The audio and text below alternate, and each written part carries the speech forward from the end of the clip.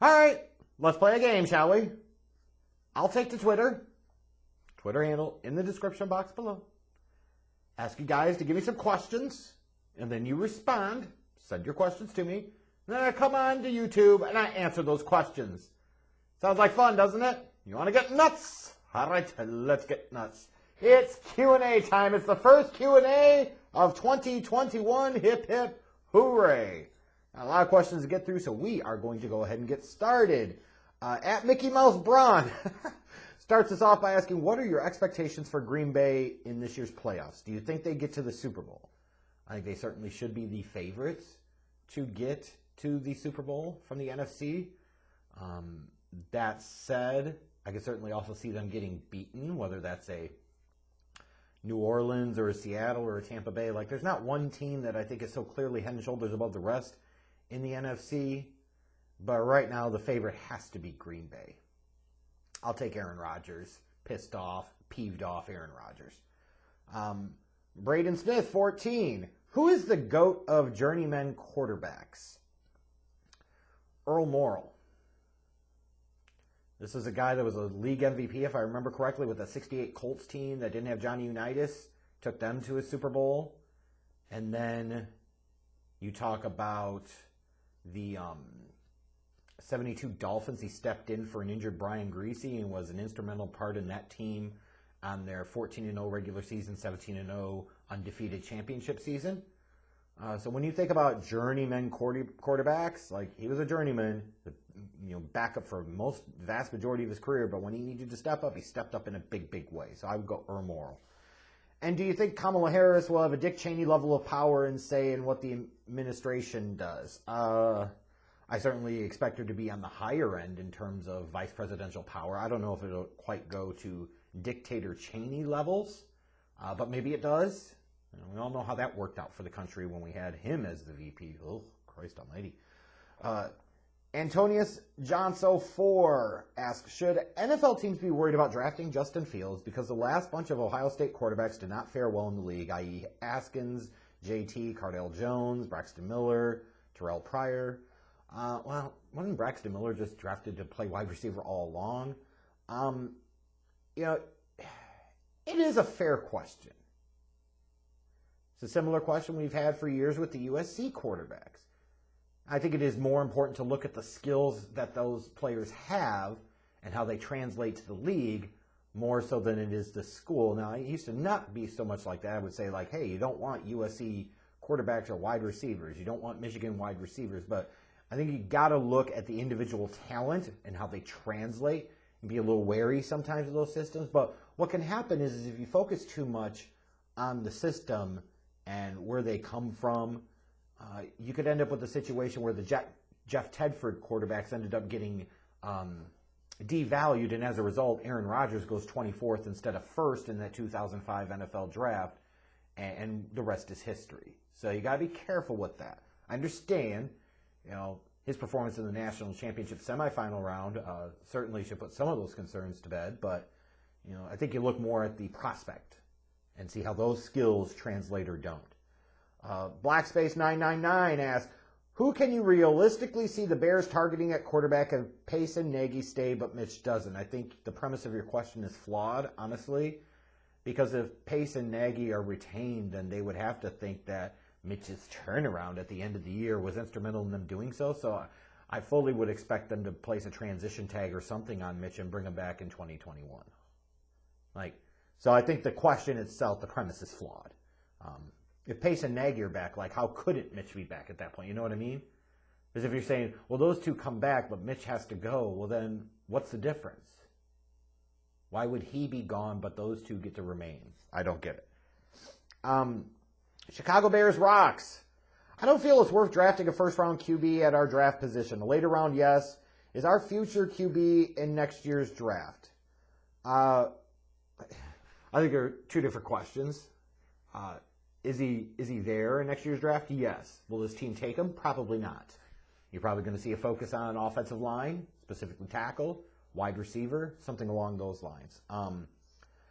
As far as your part about I don't feel it's worth drafting a first-round quarterback at our draft position, look, if there's a guy there that you feel can be the dude for the next 15 years, then the hell with the draft position. You either take the guy and figure it out later, or you move up to go get him. Nick asked, hey, Jeff, we see the top 2 picks going into the draft are QB. Let's say Lawrence and Fields are gone after the 3rd pick. Which team would you campaign to trade up and go take Zach Wilson or another QB in the top 4 picks? Well, I'll put it this way. If Carolina, let's say, ended up with the 4th pick, I would expect them to take that 3rd quarterback, whoever that may be. I still think the Bengals should entertain moving on from Burrow, and I know y'all are going to crucify me for that, but really? Now, you got a quarterback that you think coming in that's healthy and has more arm talent? Like, I at least think you at least have to consider it. They probably won't pull the trigger, but I could campaign for several teams moving up, Washington being one. Obviously, the Bears being one, but they'd screw it up anyways. But I think any of those quarterback-needy teams could make the argument that, it doesn't matter until we get the quarterback right. And then you got to figure out everything else later. John Jones, do you think A.J. Green will go to another team, and do you think Julio Jones will be traded? By the way, love your videos. Thank you. Glad that you do. A.J. Green could go to another team, but more likely than not, the Bengals give him the opportunity to finish his career there if he so desires, as they should. Do I think Julio Jones will be traded? I don't foresee why at this time. I don't see why at this time. Tony_Summer asked, as a Chiefs fan, I'm rooting for Nagy. I think you've been unfair to him. I'll finish the question, Tony. I think you've been unfair to him given the quarterbacks he's had to work with. What's a reasonable expectation for him the past couple of years as Bears head coach with Trubisky?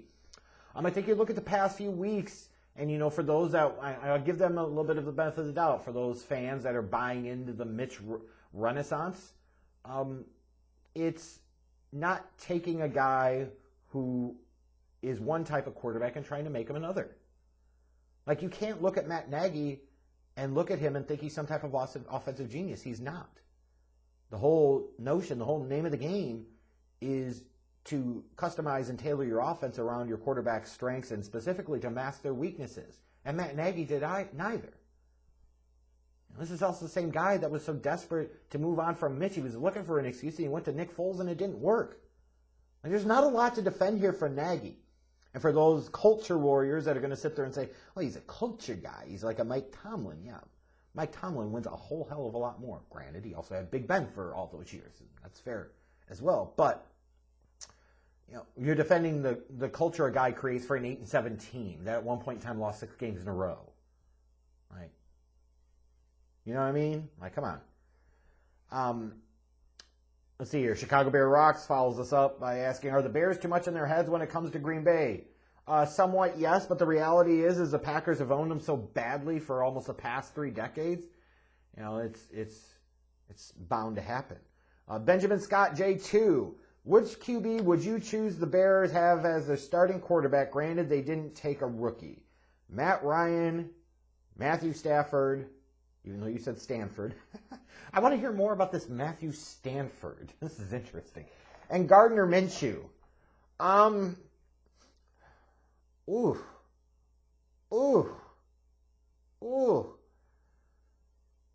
There are already cap constraints for this team, so bringing in a Matt Ryan and a Matthew Stafford would be really, really rough to make work without having to gut other parts of your team. Minshew at least still has 2 more years left on a rookie deal, and it's much easier to justify bringing him in if you're the Bears as a backup. I personally would choose none of these options, but I actually would say Gardner Minshew. And I know the Bears fans are going to go nuts, but Matt Ryan and Matthew Stafford would make this team a contender. Would they really? Would they really? Would they really? Come on. Christian asks, since I know you're a huge MJ fan, what is your favorite Jordan shoe of all time, and do you wear his shoes? As I've gotten older, I don't wear nearly as much of his shoes. Like back in my days when I was working for Foot Locker for years, I had my own Foot Locker store. Obviously, it was easier to get access to Jordans, get discounts on Jordans. I had a lot more Jordans than I do now. It's just not really my bag anymore. Favorite J's of all time, though, probably are the 3s. Yeah, probably the 3s. I'll never forget, when I was able to get some ones, I always wanted the ones because I thought the color combination looked awesome. They were Jordan's first major shoe. And I remember how much it hurt like hell wearing those shoes. God, those are so uncomfortable. So one of my favorite looking Jordans of all time, one of the least comfortable Jordans of all time. Kyle Garner, 92. We all know that Michael Jordan only played on 2 teams in his NBA career. Where are you going with this, Kyle? The Chicago Bulls and the Eastern Conference All-Time team. Okay, very good, very good. We continue with this. Where did this untrue rumor and conspiracy theory come out that he actually played for the Washington Wizards? By slanderous blasphemers. It's literally just a conspiracy to fuck with me. That's all this is. They're lies, unfounded slanders. Michael Jordan's last game in the NBA was 6/14, 1998, in that Game 6 against the Utah Jazz in the NBA Finals when he put up 45 points. It was his last game as an active NBA player. Everything else is a lie. It's all CGI. It's all tricks. The reptilians are behind it, I tell you. The reptilians! I don't know where these unfounded, untrue rumors started, Kyle, but they need to stop. They have persisted for almost 2 decades. I mean, what's next? You're going to hear come those a-holes want to talk about the Birmingham Barons and the Washington Wizards and the Chicago White Sox and all this other hot garbage that never happened. There's even a video on here talking about how Michael Jordan never played baseball. And I have proof. And whose video was that? Was mine. Lies. Ungrateful. The man went out and saved the universe from the basketball-playing aliens called the Monstars. And instead, people wanted to cultivate and craft this conspiracy about baseball. The baseball references were in the movie. It's Hollywood, you assholes! They had to dramatize a 100% true story by adding in some certain liberties, and that's the liberty there. Josh Grantham, which quarterback coming into the 2021 NFL draft would you want to start a franchise with? I haven't made that determination yet. By the end of by the end of this month, technically, when I've started doing my quarterback scouting reports, you'll have a pretty good idea of where I stand down to quarterbacks and who would probably be the guy that I would most want to start my franchise around. Scott Leonard, who do you want as the Chicago Bears starting quarterback next season? Not Mitchell Trubisky and not Nick Foles. I'll start there. I don't know that I have that answer yet, but I know who I don't want. Bluto Buttafuoco. Hey! If we get rid of Chuck Pagano, who would you like to see as his replacement? I also have not thought much about that because I'm not sure that they'd actually get rid of Chuck Pagano. So not something I've really thought a ton about. If Denver for some reason fired Vic Fangio, well then there's your easy, obvious answer right there. If not, it might be better to bring in somebody that runs a 4-3 because I think the personnel that the Bears have might actually be better suited to run a 4-3 now than a 3-4.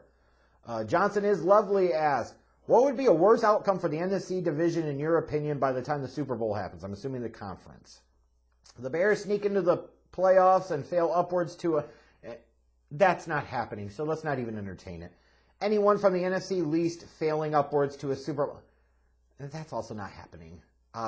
What's worse, though, would be somebody from the NFC least getting into the Super Bowl. You'd have a losing team playing for the championship. That's by far worse. Trenell_Sally. Was the George Floyd video the most traumatic thing on American TV since 9/11? No. Just being real with you. And that's not to minimize what happened, Trenell, let's be clear. But we've seen enough other war footage that shows people dismembered and killed, the kids dead. You've seen other bombings. You've seen the scenes and the aftermath of these mass shootings. You've also seen video of many other black men being killed. So I don't think George Floyd's is the most traumatic thing. It caused, in some ways, an even louder response than some of the others, but I don't think it's the most traumatic thing because, frankly, it happens enough where you say, well,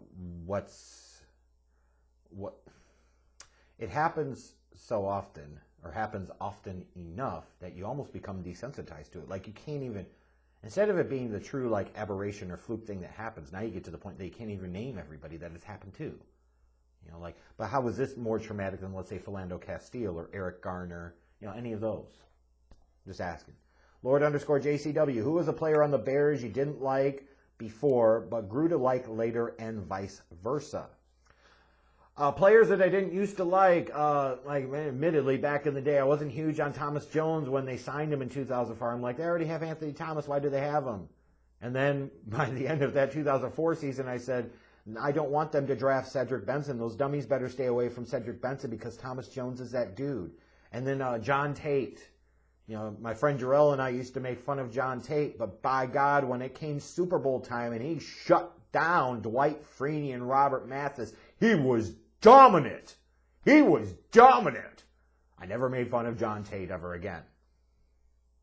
Who is a player that maybe I liked initially, then I grew to dislike? That's a good question.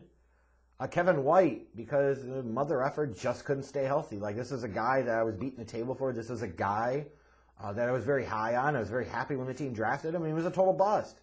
Yeah, injuries and all that, that's great, but he's still a bust. Like, you took a guy 7th overall, and he flamed out. Like, it sucks. I don't hate him or anything, but just, like, frustrating as all hell. Illogical reason 1. Are the 85 Bears in a way cursed, or just the most prominent examples of the effects of the CTE epidemic? I think you're certainly talking about the recent events with Michael Primetime Richardson, you know, which is in his first scrape of the law post-career. This time it's gone to the point of being accused of murder. Dave Dorson and his suicide. A few years back. Some prominent examples of the effects of CTE, perhaps, you know, or I mean, even if you want to just go down the CTE route, you know, it's like, you know, plenty other people in this society that go killing others and killing themselves that it wasn't because of football injury. So I think the Bears in general are cursed because they haven't won a Super Bowl in 35 years. How about that? Ibrahim Rao, do you think with a COVID vaccine there will be less mask wearing throughout 2021 and 2022 nationwide? I certainly would expect so. I think even without the vaccine, you'd start seeing a lot less mask wearing, especially if businesses didn't require people to wear them. Like, you're seeing that evidence in different places, especially in the South. Gee, imagine that. At BPeth00, NFL coaches who aren't getting enough heat for poor jobs that should at least be candidates for firing besides Matt Nagy. LOL. Guys who aren't getting enough heat for their poor jobs that they've done and should at least be candidates for firing. I'm trying to think of guys that aren't already on the hot seat or aren't already gone. Cliff Kingsbury. Like, you don't make the playoffs. Like, there should be some thought of how much more is Kyler Murray really going to progress and develop under Kingsbury? That would be one to me. Mike Zimmer. I'm assuming at this moment that he'll be retained. I could be off the mark. It could be wrong, but he's done a poor job. Like, he should be on the chopping block. Who else? That's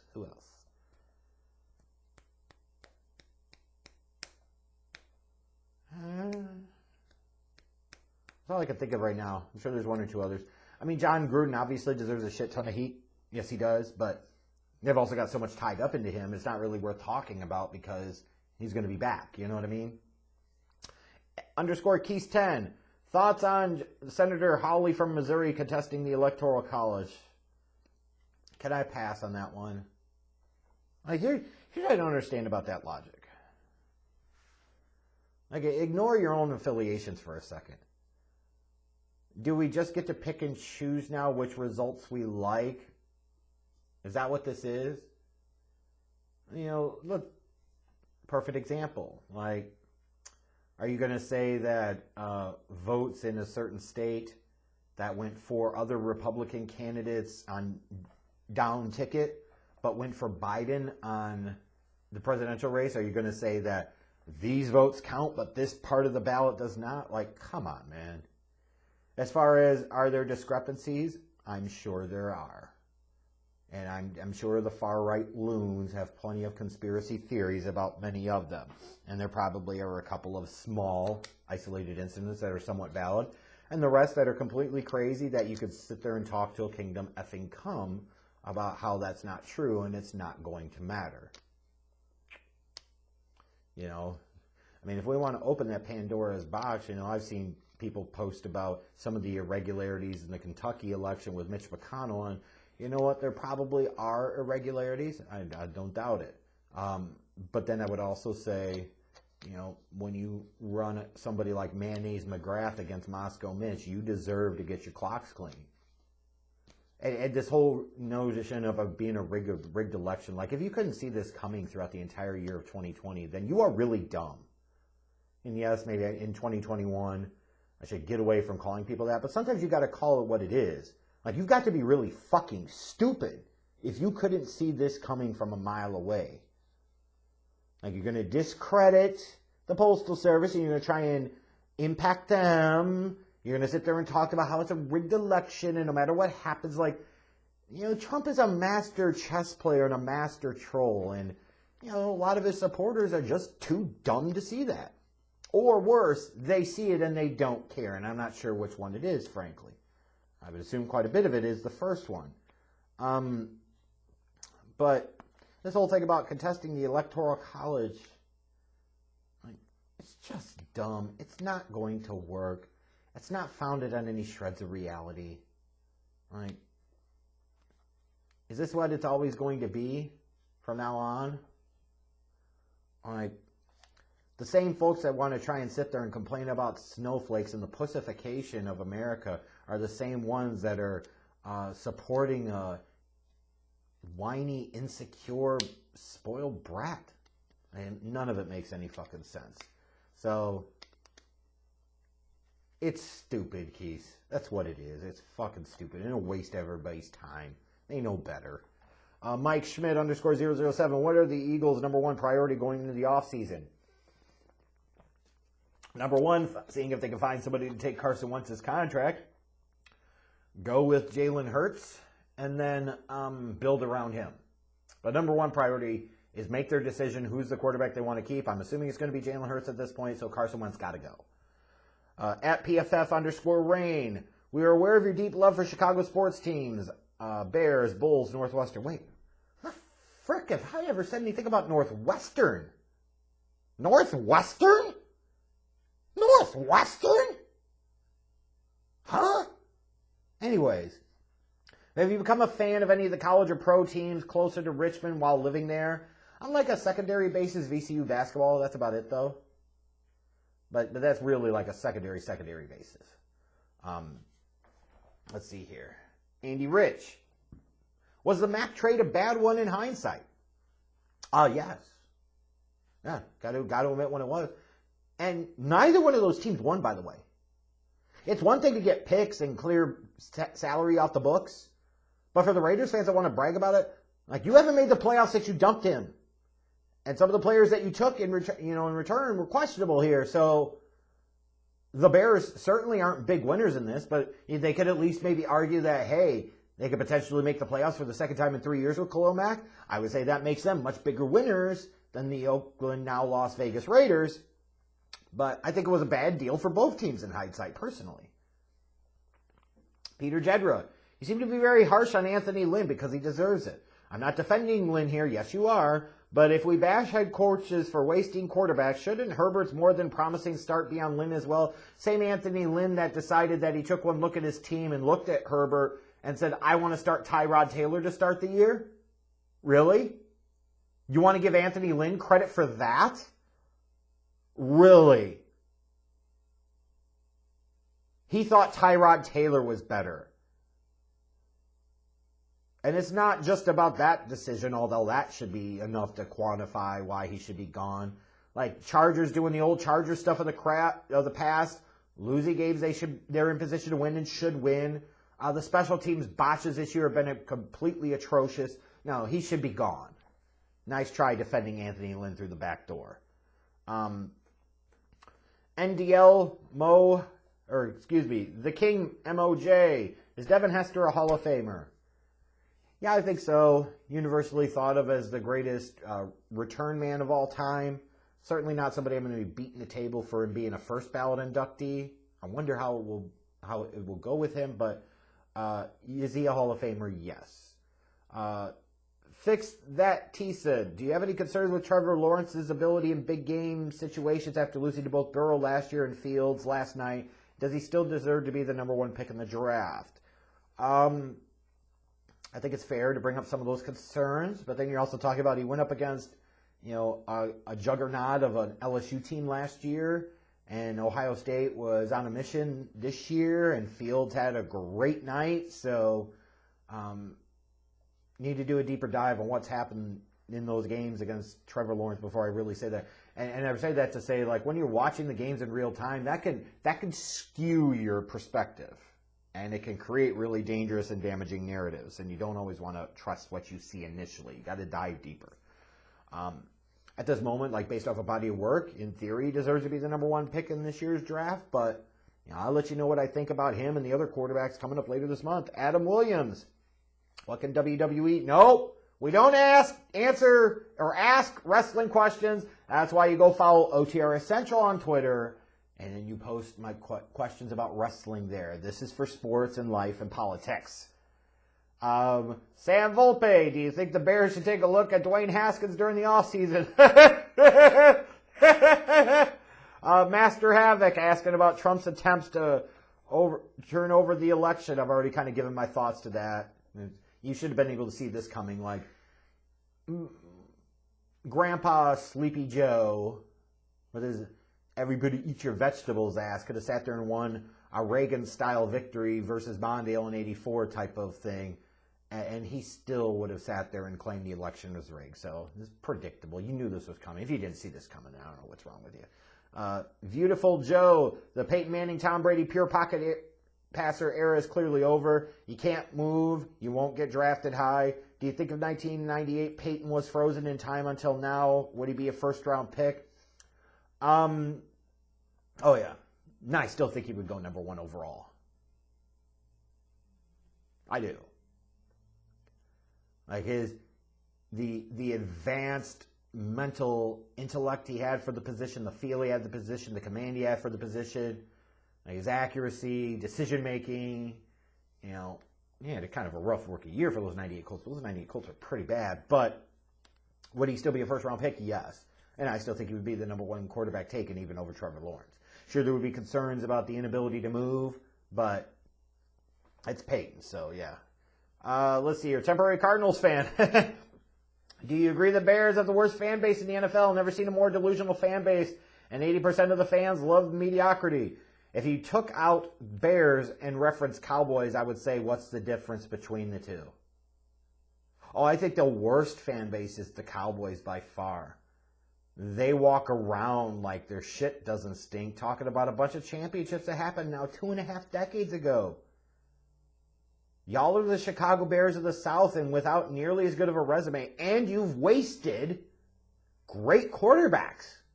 Whether it be a Hall of Famer like Aikman in the last few years of his career, or Tony Romo, a very good quarterback for a number of years, now Dak. Like, if anything, the Cowboys are worse than the Bears. The Bears have more recently made it to an NFC Championship game, and that was with Jay Cutler as their sorry-ass starting quarterback. They've more recently made it to a Super Bowl with sorry-ass Thaxy Raxy as their quarterback. So, if I said the worst fan base, because they talk more shit and they have so little in modern game to back it up, it's the Cowboys, and that's not close. Bears fans are dumb as a fan base, but not nearly as delusional or apparently loving of mediocrity like the Cowboys. Joseph Moran, should Donovan McNabb be a Hall of Famer? No. I know he was like a 5-6 time Pro Bowler, but his numbers aren't great. His completion percentage is pretty low. And you're talking about he played in more of a league that was becoming more pass friendly. I don't think his numbers are outstanding. I think they're good, but I don't think they're outstanding. And he had several seasons that he didn't even play a full 16 games. Like, I think he's in the Hall of Very Good. I just don't view him truly as a Hall of Famer. I really don't. I think he's somewhat borderline, but if I had a vote, I would say no. Without a really compelling case made, and the really compelling case can't be, we just put everybody in because they played a long time. You know what I mean? You have to have some type of standards. Got any other questions? Because I'm getting bored here. Got a few more questions. I'll try to answer them on Twitter, but this video is already 30 minutes. Thank you guys so much. I'm going to wrap this up now. Make sure you smash the subscribe button if it's your first time checking me out, especially if you follow me on Twitter but you don't subscribe to this channel. Why would you do one and not the other? Or if you subscribe to this channel and you don't follow me on Twitter, why don't you rectify that? And follow me on Twitter. It's not that bad, I promise you. All right, thanks you guys for your questions. I appreciate it. I'm out.